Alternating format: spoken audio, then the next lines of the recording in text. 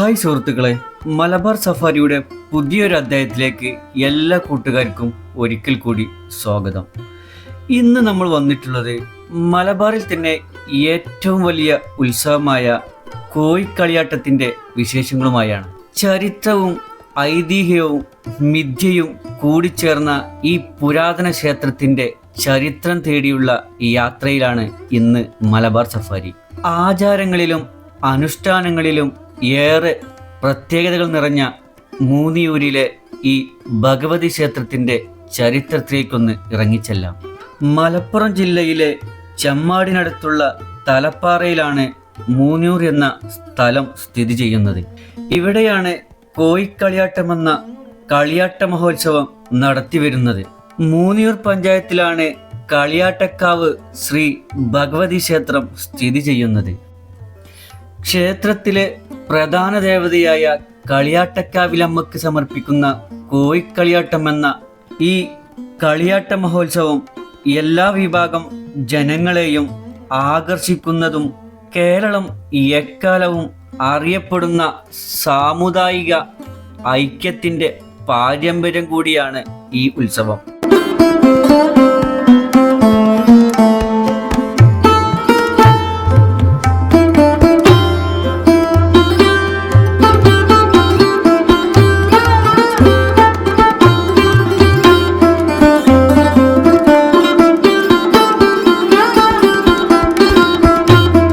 ഇടവ മാസത്തിലെ ആദ്യ തിങ്കളാഴ്ച ആരംഭിക്കുന്ന പ്രധാന ഉത്സവത്തിൻ്റെ 12-ാം ദിവസമാണ് കോയിക്കളിയാട്ടം നടത്തിപ്പോരുന്നത്.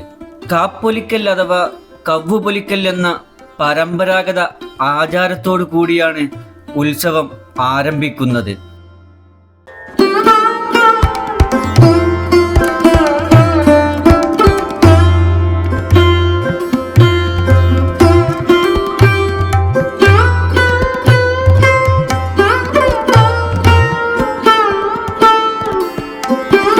ഉത്സവത്തിൻ്റെ ആദ്യ ചടങ്ങായ കാപ്പൊലിക്കൽ തുടങ്ങുന്നതോടുകൂടി ഭക്തർ ദേവിയുടെ കോലം വഹിച്ചുകൊണ്ട് പ്രദേശത്തെ വീടുകൾ സന്ദർശിച്ച് ഉത്സവത്തിന് ക്ഷണിക്കുന്നത് പ്രധാന ചടങ്ങുകളിൽപ്പെട്ട ഒന്നാണ്. ഈ ചടങ്ങിൽ പ്രധാനമായും ദേവിയെ സ്തുതിക്കുകയും ഉത്സവത്തിന് പ്രദേശത്തെ ഭക്തരെ ക്ഷണിക്കുകയുമാണ് ഉദ്ദേശം.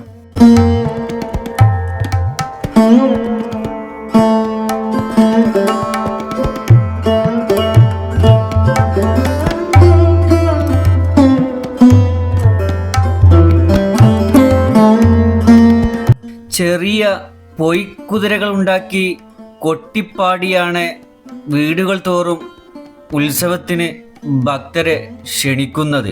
കൊയ്ത്തുപാട്ടുകളുടെയും തോറ്റം പാട്ടുകളുടെയും ഒരു മിശ്രിതമായ ദേവിയുടെ സ്തുതിഗീതങ്ങളാണ് ഈ കൊട്ടിപ്പാടുന്നത്.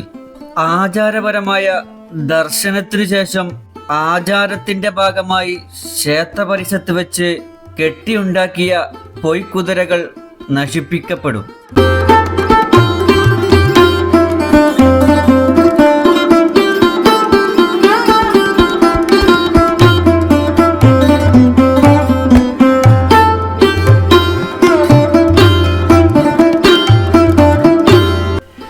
മൂന്നിയൂരിലെ ഒരു നായർ തറവാടായ വേളിവേലി കുടുംബത്തിൻ്റെതാണ് ഈ ക്ഷേത്രമെങ്കിലും നായർ, തണ്ടൻ, മന്നൻ, വേലൻ എന്നീ സമുദായങ്ങളിൽപ്പെട്ട 15ഓളം കുടുംബങ്ങൾക്ക് ഇതിൽ പങ്കാളിത്തമുണ്ട്.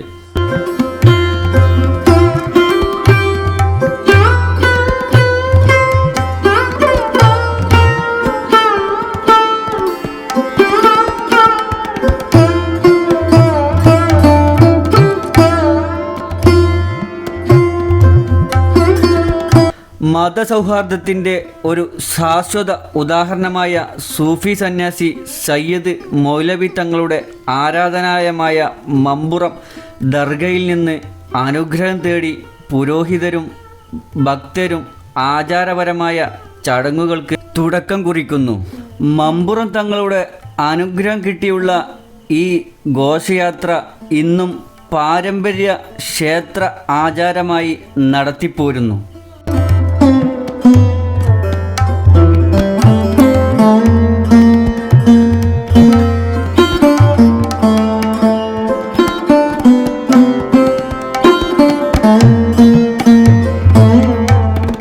ഈ ആചാരത്തിൻ്റെ ഉത്ഭവത്തെക്കുറിച്ച് പ്രാദേശികമായി പല പതിപ്പുകൾ ഉണ്ടെങ്കിലും കെ അബ്ദുൽ കരീം എഴുതിയ മലബാറിലെ രത്നങ്ങൾ എന്ന പുസ്തകത്തിൽ ഈ ആചാരത്തെക്കുറിച്ചുള്ള പരാമർശങ്ങൾ നമുക്ക് കാണാൻ സാധിക്കും. സഹവർത്തിത്വത്തിൻ്റെ വക്താവും അടിച്ചമർത്തപ്പെട്ടവരുടെ സംരക്ഷകനുമായ മമ്പുറം തങ്ങളാണ് വാർഷികോത്സവത്തിൻ്റെ 12-ാം ദിവസം കോയിക്കളിയാട്ടം നടത്താൻ ദളിത് സമൂഹത്തിന് അനുവാദം നൽകിയതത്രേ. ക്ഷേത്ര പങ്കാളികൾക്കിടയിൽ ഒരു സമവായം രൂപപ്പെടുന്നതിന് മമ്പുറം തങ്ങളാണ് മുൻകൈയെടുത്തത് എന്ന് ഈ പുസ്തകത്തിൽ പറയുന്നു.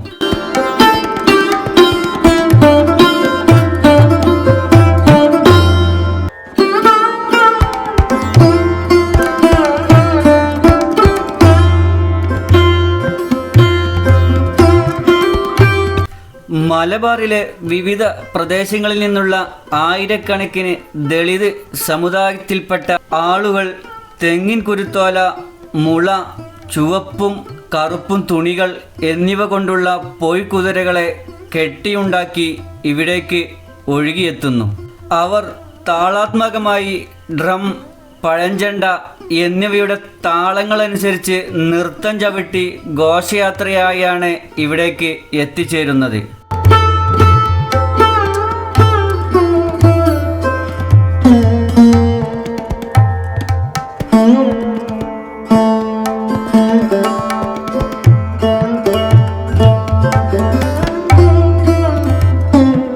ആഡംബരത്തിൻ്റെയും ഗാംഭീര്യത്തിൻ്റെയും വിചിത്രമായ പ്രകടനങ്ങൾ കാഴ്ചവെച്ചുകൊണ്ടാണ് ഇവിടേക്ക് അവർ എത്തിച്ചേരുന്നത്.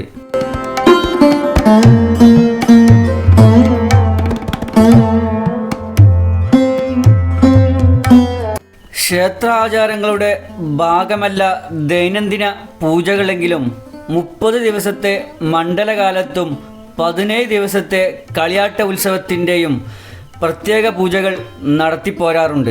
ഉത്സവവുമായി ബന്ധപ്പെട്ട ആചാരങ്ങളുടെ ചടങ്ങുകളും മറ്റെല്ലാ ദിവസങ്ങളിലും സന്ധ്യക്കാണ് നടത്താറുള്ളത്. എങ്കിലും പകൽ സമയത്താണ് കോഴിക്കളിയാട്ടം നടത്തിപ്പോരുന്നത്.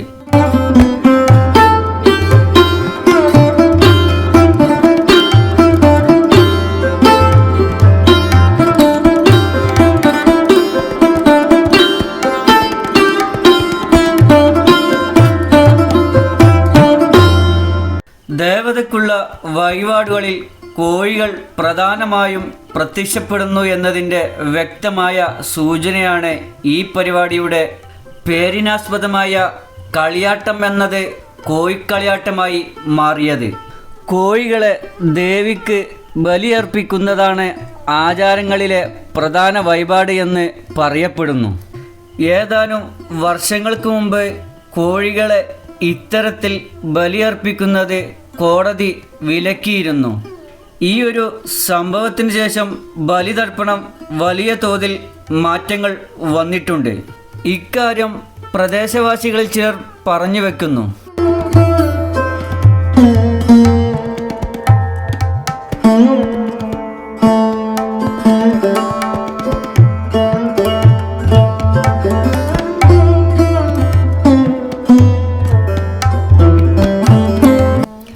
മുൻകാലങ്ങളിൽ ചെറിയ രൂപത്തിലുള്ള പൊയ്ക്കുതിരകളെയാണ് കെട്ടിയുണ്ടാക്കിയിരുന്നെങ്കിൽ കാലക്രമേണ പൊയ്ക്കുതിരകളുടെ വലുപ്പത്തിലും ആകൃതിയിലും വലിയ മാറ്റങ്ങൾ സംഭവിച്ചിട്ടുണ്ട്.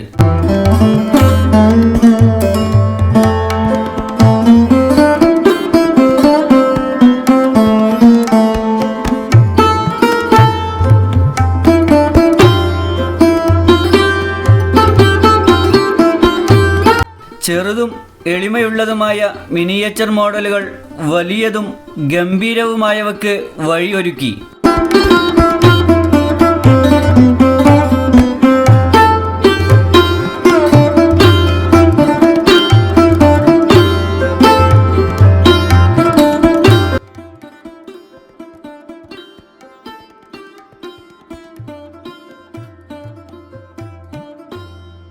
പകൽ സമയത്ത് നടത്തുന്ന പകൽ കളിയാട്ടത്തിൽ ഹിന്ദു കുടുംബങ്ങൾ മാത്രമല്ല മതപരമായ എല്ലാ അതിർവരമ്പുകൾക്കപ്പുറം എല്ലാ ജാതി മത വിഭാഗത്തിൽപ്പെട്ട ആളുകളും പങ്കെടുക്കുന്നു എന്നതാണ് ഈ ഉത്സവത്തിൻ്റെ പ്രത്യേകത.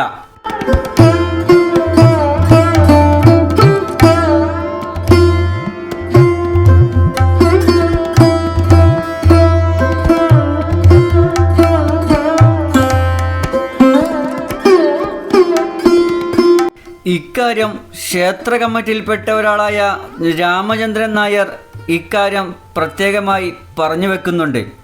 വിവിധ സമുദായങ്ങൾക്കിടയിലുള്ള നിലനിൽക്കുന്ന മതസൗഹാർദ്ദത്തിൻ്റെ പ്രകടമായ മാറ്റമാണ് ഈ ആചാരം.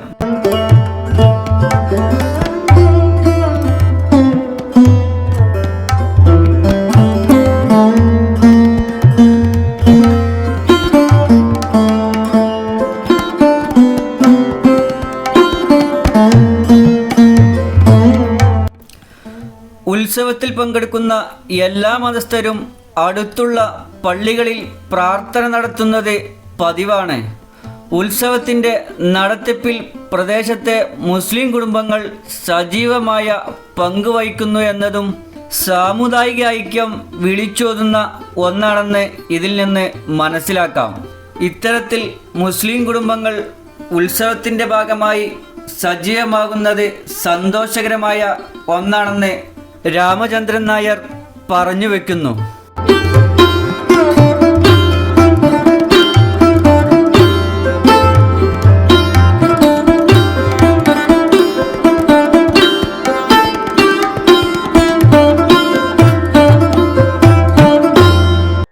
മടപ്പള്ളി ഗവൺമെൻറ് കോളേജിലെ അസിസ്റ്റന്റ് പ്രൊഫസർ ഫസൽ സി പറയുന്നതനുസരിച്ച് കളിയാട്ടത്തിൻ്റെ ചരിത്രം 19-ാം നൂറ്റാണ്ട് മുതൽ തന്നെ ഉള്ളതാണെന്നതാണ്.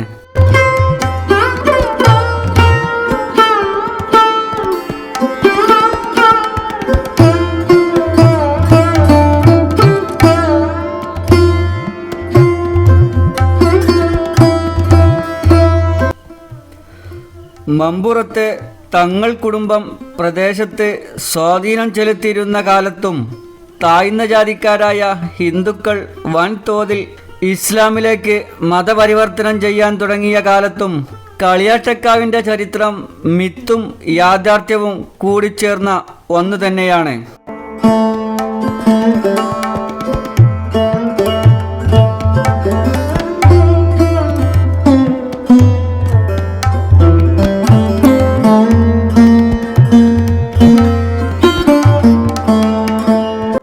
വാർഷികോത്സവവുമായി ബന്ധപ്പെട്ട് നിരവധി സംഭവങ്ങൾ ഉണ്ടെങ്കിലും കോയിക്കളിയാട്ടത്തിൻ്റെ സമയത്ത് ക്ഷേത്രം സജീവമാവും. 19-ാം നൂറ്റാണ്ട് വരെ കേരളത്തിൽ നിലനിന്നിരുന്ന സാമുദായിക വ്യവസ്ഥയുടെയും പെരുമാറ്റത്തിൻ്റെയും പ്രതിഫലനമായിരിക്കാം ഇത്.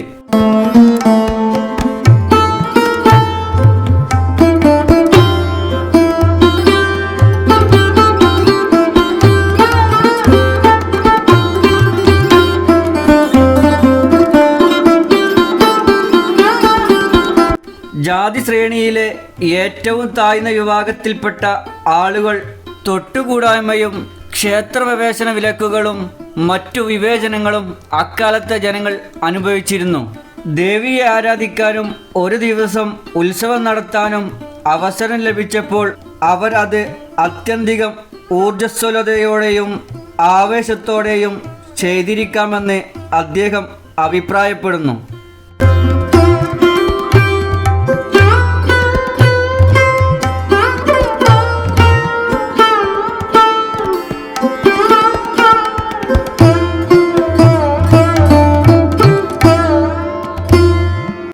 കോയിക്കളിയാട്ടമെന്ന ഈ ഉത്സവത്തിൻ്റെ ചരിത്രത്തെക്കുറിച്ച് വായിച്ചറിഞ്ഞതും അന്വേഷിച്ചറിഞ്ഞതുമായ കാര്യങ്ങൾ മാത്രമാണ് ഞാനിവിടെ നിങ്ങളുമായി പങ്കുവെക്കുന്നത്.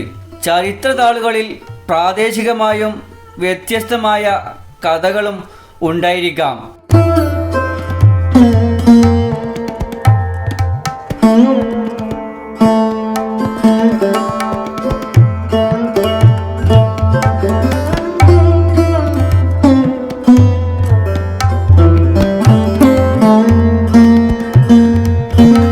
ഈ കാണുന്നതാണ് പാലമരവും അതിനു ചുറ്റുമുള്ള തറയും ക്ഷേത്ര ആചാരങ്ങളുടെ ഭാഗം തന്നെയാണ് ഈ സ്ഥലവും.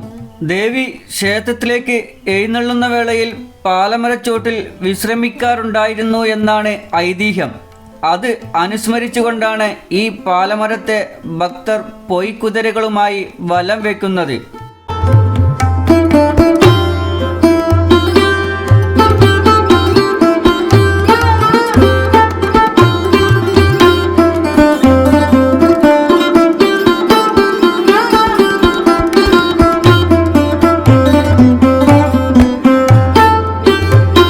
പൊയ്ക്കുതിരകളുമായി പാലമരത്തെ അരിയും പൂവുമെറിഞ്ഞ് ഒരു വട്ടം വലം വെച്ച ശേഷമാണ് ക്ഷേത്രത്തിലേക്ക് പ്രവേശിക്കുന്നത്. പാലമരത്തെ ഒരു വട്ടം വലം വെച്ചെങ്കിൽ മാത്രമേ ആചാരത്തിൻ്റെ പൂർത്തീകരണം ആവൂ എന്ന് ആണ് വിശ്വാസം.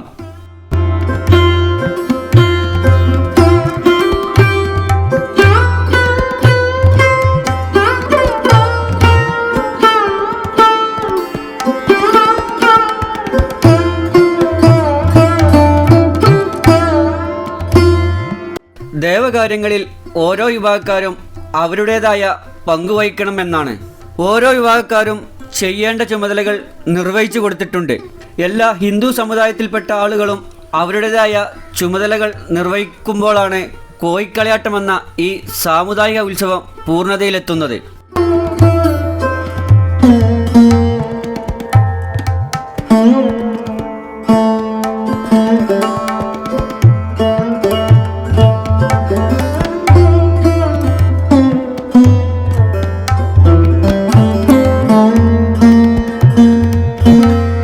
എല്ലാ മതവിഭാഗത്തിൻ്റെ ആചാരങ്ങളും അനുഷ്ഠാനങ്ങളും പരിശോധിക്കുമ്പോൾ സ്ത്രീകൾക്ക് എല്ലാ വിഭാഗത്തിലും ഉയർന്ന പദവി തന്നെയാണ് കാണാൻ കഴിയുക.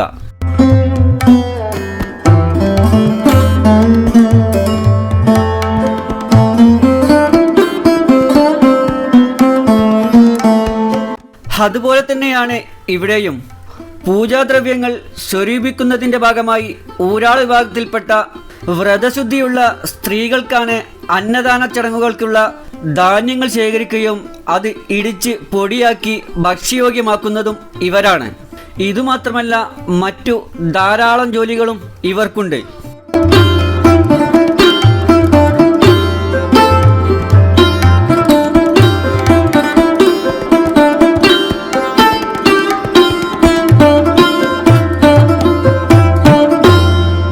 വേലൻ പെരുമണ്ണൻ വിഭാഗത്തിൽപ്പെട്ടവരാണ് സന്ധ്യക്ക് തെക്കൻ വാതിലിൽ തിരുമുടി കെട്ടി വെളിച്ചപ്പാട് തുള്ളുന്നത്. അതുപോലെ തന്നെ തെക്കൻ വാതിലിൽ താലപ്പൊലി എടുക്കൽ, ദേവി എഴുന്നള്ളത്തിന് നടത്തം ചൊല്ലൽ എന്നിവ വേറൊരു വിഭാഗക്കാരാണ്.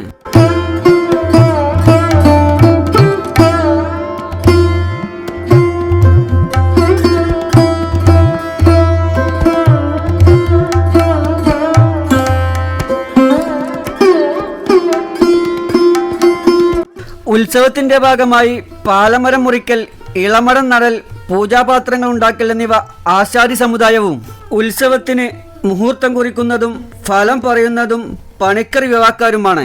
അങ്ങനെ എല്ലാ സമുദായക്കാരും അവരുടേതായ കാര്യങ്ങൾ നിർവഹിക്കുമ്പോഴാണ് കളിയാട്ട മഹോത്സവം പൂർണ്ണതയിലെത്തുന്നത്.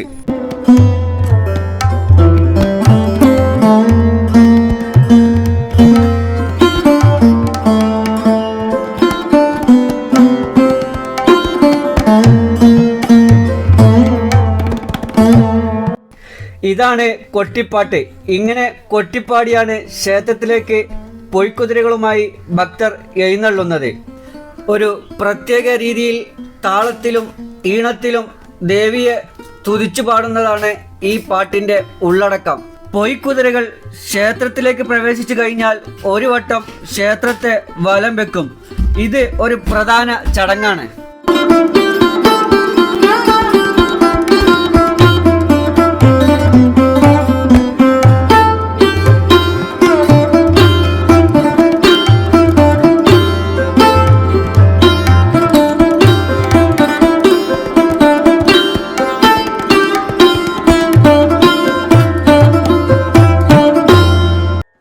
ഇതിനുശേഷം പൊയ്ക്കുതിരകളുടെ പ്രധാന ഭാഗം അയച്ച് ദേവിക്ക് സമർപ്പിച്ച് മറ്റു ഭാഗങ്ങൾ തല്ലിച്ചതച്ച് നശിപ്പിക്കും.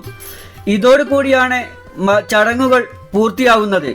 ഇനി നമുക്ക് കളിയാട്ട മഹോത്സവത്തിന്റെ കുറച്ച് പ്രധാനപ്പെട്ട ഭാഗങ്ങൾ കാണാം.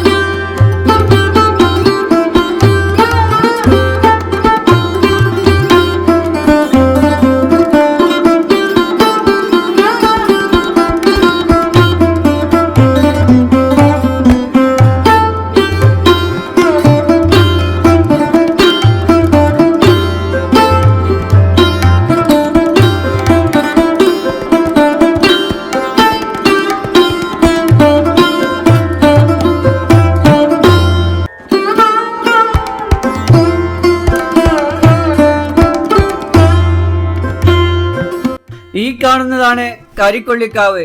കരിക്കൊള്ളിക്കാവ് എന്നാണ് ഈ സ്ഥലത്തെ അറിയപ്പെടുന്നത്.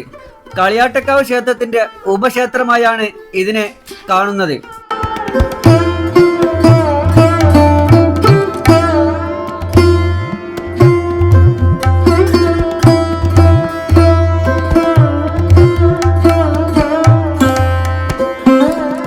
ഇവിടെ ഓരോ പൊയ്ക്കുതിരകളും വലം വെച്ചാണ് കളിയാട്ടക്കാവ് ക്ഷേത്രത്തിലേക്ക് എഴുന്നള്ളുന്നത്. ഇവിടെ മണ്ഡലകാലത്ത് വർഷത്തിലൊരിക്കൽ താലപ്പൊടി നടത്താറുണ്ട്. പിന്നെ കളിയാട്ടം കഴിഞ്ഞുള്ള 7ാം പൂജയും ഇവിടെ വെച്ചാണ് നടത്തുന്നത്.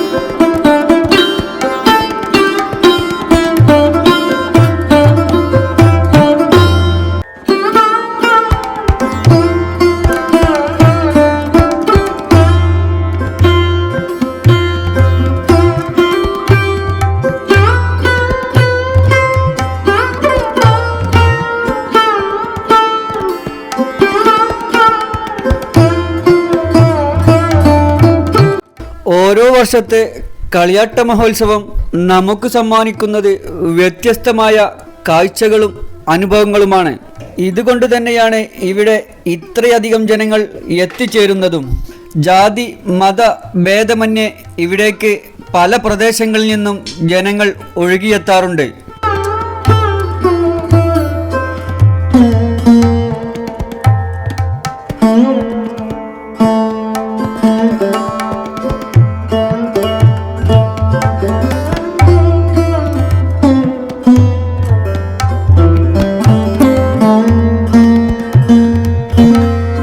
ഒരു മതവിഭാഗത്തിൻ്റെ ആചാരം എന്നതിനപ്പുറം മതസൗഹാർദ്ദത്തിൻ്റെയും സാമുദായിക ഐക്യത്തിൻ്റെയും ഒരു പ്രതിഫലനമായി ഇവിടെ നമുക്ക് കാണാൻ സാധിക്കും.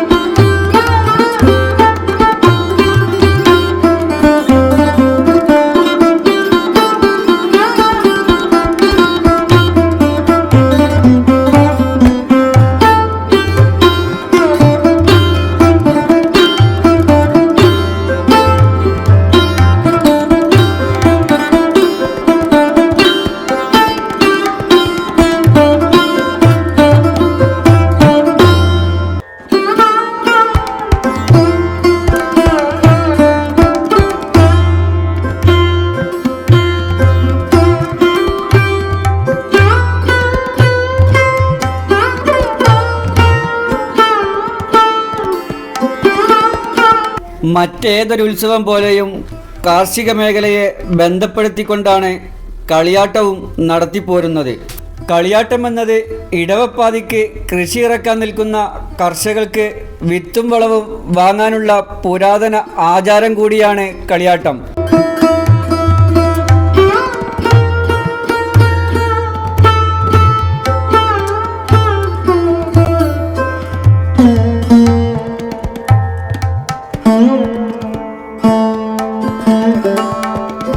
ഉത്സവത്തോടനുബന്ധിച്ച് വലിയ ഒരു ചന്ത തന്നെ ക്ഷേത്ര പരിസരത്ത് ഉയർന്നു വരും.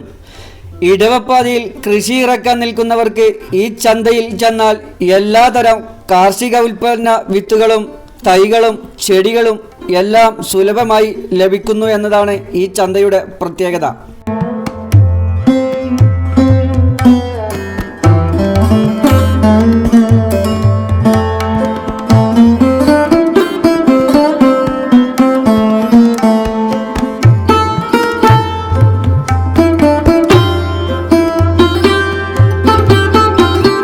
പഴയ കാലങ്ങളിൽ കൃഷിക്ക് പ്രാധാന്യം കൊടുത്തുകൊണ്ടാണ് ചന്ത ഒരുങ്ങിയിരുന്നത്. എങ്കിൽ കാലങ്ങൾ പിന്നിട്ടപ്പോൾ മറ്റു എല്ലാ മേഖലയെയും പ്രാധാന്യം കൊടുത്തുകൊണ്ടാണ് ഇന്ന് ചന്ത ഇവിടെ ഒരുങ്ങിയിരിക്കുന്നത്.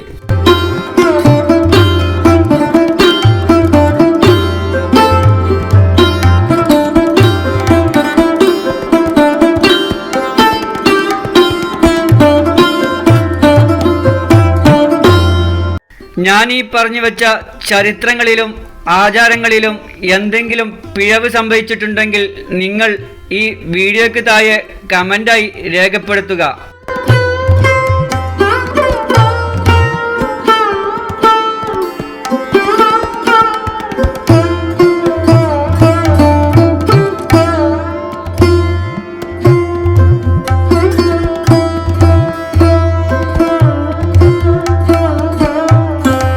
മതസൗഹാർദ്ദത്തിൻ്റെയും സാമുദായിക ഐക്യത്തിൻ്റെയും പ്രശസ്തി വിളിച്ചോതുന്ന ഈ കളിയാട്ട മഹോത്സവത്തിൻ്റെ ചരിത്രം ഇവിടെ തീരുകയാണ്. പുതിയ കൗതുകമുണർത്തുന്ന കാഴ്ചകളും ചരിത്ര വിശേഷങ്ങളുമായി മലബാർ സഫാരി വീണ്ടും നിങ്ങളുടെ മുന്നിലേക്ക് വരുന്നതാണ്. നിങ്ങൾ ഈ ചാനൽ ആദ്യമായാണ് കാണുന്നതെങ്കിൽ സബ്സ്ക്രൈബ് ചെയ്യാനും തൊട്ടടുത്തുള്ള ബെല്ലൈക്കൻ അമർത്തി ഷെയർ ചെയ്യാനും കമൻറ്റ് ചെയ്യാനും മറക്കരുത്. പുതിയൊരു വീഡിയോയുമായി വരുന്നതുവരെ എല്ലാവരോടും നന്ദി പറഞ്ഞുകൊണ്ട് നിർത്തുന്നു.